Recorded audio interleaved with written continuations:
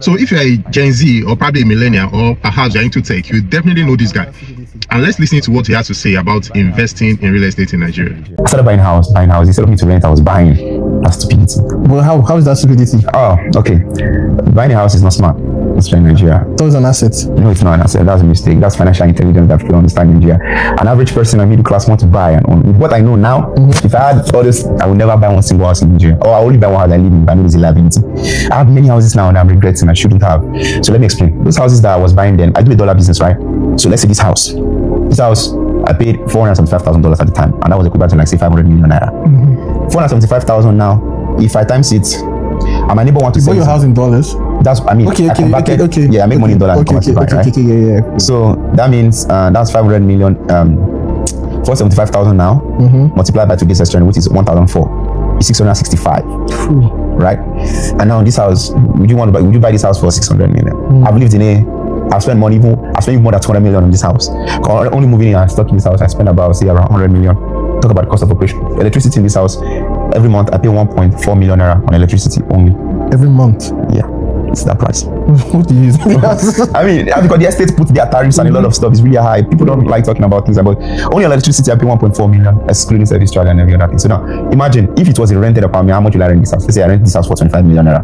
I would even pay 10 years. 25 million naira, 10 years, that's 250 million. I still have how much left? I used to trade, I do business, I can blow the money. I can do anything I want to do with the money. I have a house, I'm living in it for 10 years, and this one now is just a liability. Somebody wants to buy what? The only thought process that an average person will tell you is that, oh, you have a house that you can lay. The only time you should have a house is when you have a child. You just want the house to have, you want your wife, your family to have stability. You have a school, and that's the only time. All right, so before you jump into conclusion that investing in real estate is not good, is a bad investment, we need to understand the context from which he's speaking from. 1, he's a young guy.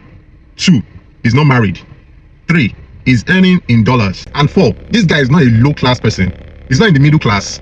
This guy is actually an high net worth individual. I'm sure you must have heard of his car crash that happened somewhere in Lekki in the early part of this year. So another point we need to consider is that he actually didn't mention if he's buying those properties to live in himself or for investment purpose. And that drives us to the fact that there is a different factors you need to consider when you're buying a property for personal living, and there are several factors you also need to consider when you're buying a property for investment purposes in real estate, especially in a city like Lagos State. And that's exactly where you need to work with an experienced real estate broker. It's not every time you see a fine house, I love this, let me buy it. So you can imagine buying a property and the service charge in the estate is already like half of the annual rent. So which tenant is going to take such a place? The house will remain vacant for so long. And that's the reality. And just like he mentioned, real estate investment is not for low income earners, it's not for middle class. But if you've been able to accelerate beyond the middle class level, you should start considering diversifying your investment portfolio. Your business might be doing well today. Your dollars might be doing well today. What about in the years to come? Real estate is more or less a long-term game. And if you have the money now, if you're a Gen Z or probably you're into tech, you have the money now, real estate still remains the best place to invest in, especially in this city.